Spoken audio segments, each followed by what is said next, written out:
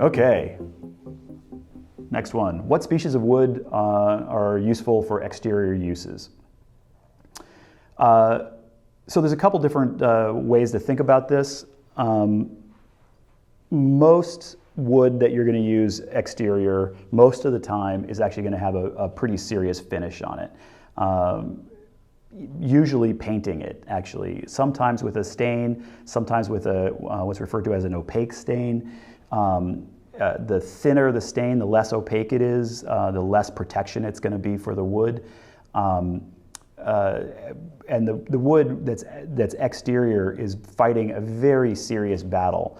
Not only is there all that moisture that's going to be attacking that wood, but there's also UV rays. There's also really dramatic changes in temperature. There's a whole series of different issues that are going on. There's insects. All of these different things are going to be attacking the wood, and so you really want to give the wood as sort of as best its ability to withstand all of that as you can. But then certain species of wood actually do pretty well exterior. And I'm going to break them down into sort of two basic categories. The first one is kind of typical use wood. So this would be stuff like the western red cedar, cypress, redwood. All of those three are examples of woods that you can get pretty easily, and they're great for making fences. They're great for siding. They're great for arbors and trellises and things like that that are going to get all of that kind of UV and water and moisture issues and all of that, because they naturally have abilities through different ways, partly through densities, but also through just like tannins and some other stuff in there that make that particular species resistant to those issues.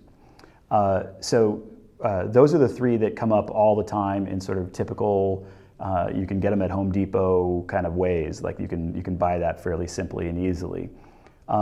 They're not great at it. They're just a lot better than Doug fir or southern pine or something like that. So they'll last for a long time. They won't last forever, and it depends on the exposure level. Some of the other ones that are a little bit more special, a little bit more expensive, I'm not 100% sure about black locust. I know I've used it in some outdoor stuff. I actually don't really remember how expensive it was.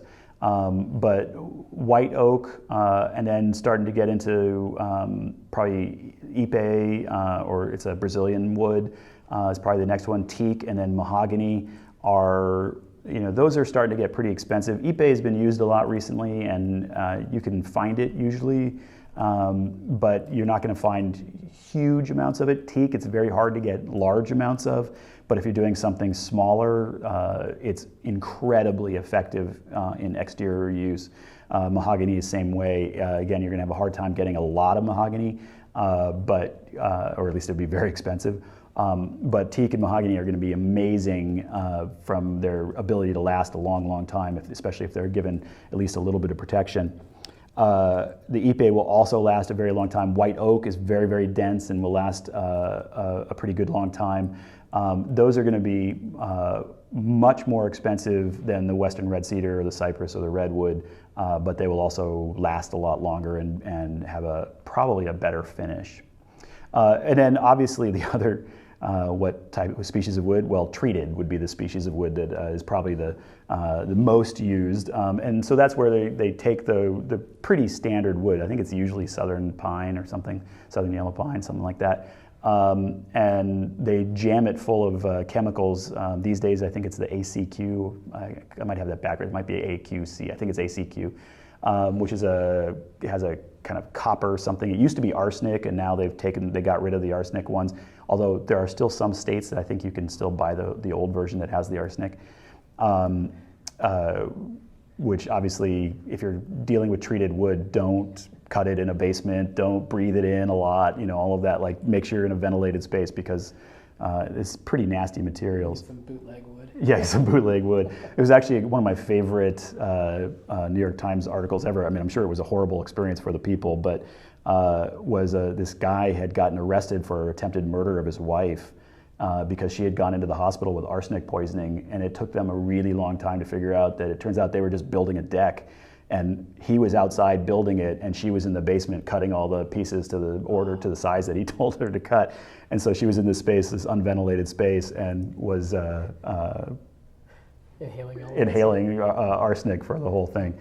So yeah, it's a nasty material, and you can't do anything, like you can't use it in organic spaces or anything like that. But treated is very, very cheap comparatively to any of those other choices. And then there's some trickier, fancier ones. There's like there's ones that I haven't personally used, but there's a whole new categories of like Thermo-wood where they heat set them in some way. They're kind of they're not just regular pieces of wood. They're these sort of they've been messed with, if you will. And then there's many of you have probably seen like Trex decking. That's a brand name, but it's essentially a material where they take old milk bottles and sawdust, and they make kind of wood decking out of it. And I love that material. I think it's really useful. It's very good in the exterior. It doesn't expand and contract in the same way that wood does. It's not going to deal with water in the same way, but you can still cut it with a skill saw. It's relatively easy to install. It's pretty pricey, but makes a really great deck.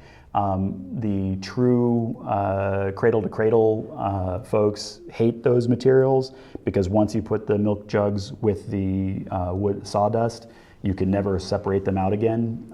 So, if you're the purist when it comes to sustainability, there's a reason not to like them.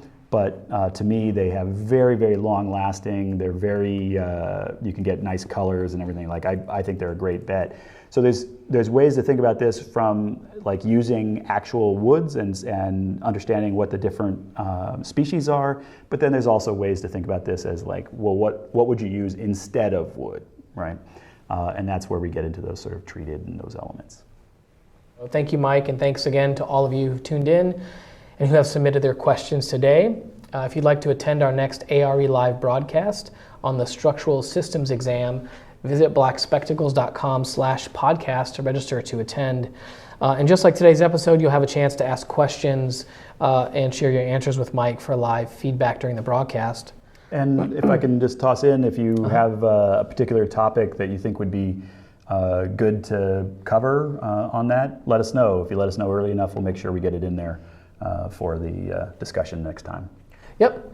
And to learn a little bit more about our AIA a.r.e. prep curriculum, go to blackspectacles.com where you can try out any of the free courses. And for those of you who are ready to start preparing for the AIA, and if you're already an AIA member, as a part of our partnership with the AIA, you can visit http://bksp.es/ARE Prep 826 to get a 15% discount of your AIA a.r.e. Prep membership. Finally, please leave a comment below the video to let us know what you think and share any suggestions you may have.